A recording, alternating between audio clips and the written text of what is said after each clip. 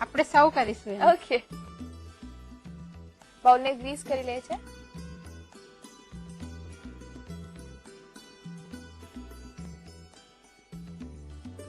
આ પનીરના પીસીસ છે. ગાજર, મરચા, ટામેટા,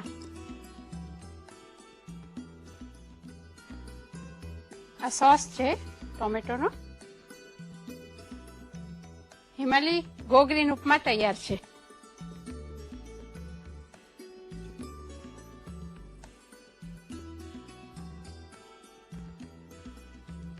અનિલાબેને તૈયાર કરી ગો ગ્રીન ઉપમા. શરૂઆતમાં ત્રણેય રસોઈની મહારાણીઓએ કેટલીક ટિપ્સ આપી અનિલાબેને. હવે જોઈએ કે વાનગી ચાખ્યા પછી કઈ સજેસ્ટ કરવું છે એમને. અનિલાબેન, તમે જે ઉપમા બનાવી એ ઇનોવેટિવ હતી, હેલ્ધી હતી અને બેલેન્સ્ડ પણ હતી. એટલું જ કહેવા માંગીશ કે તમે અત્યારે જે બનાવ્યું એની સાથે થોડુંક ફ્યુઝન એટલે કે મોડર્ન ટચ સાથેની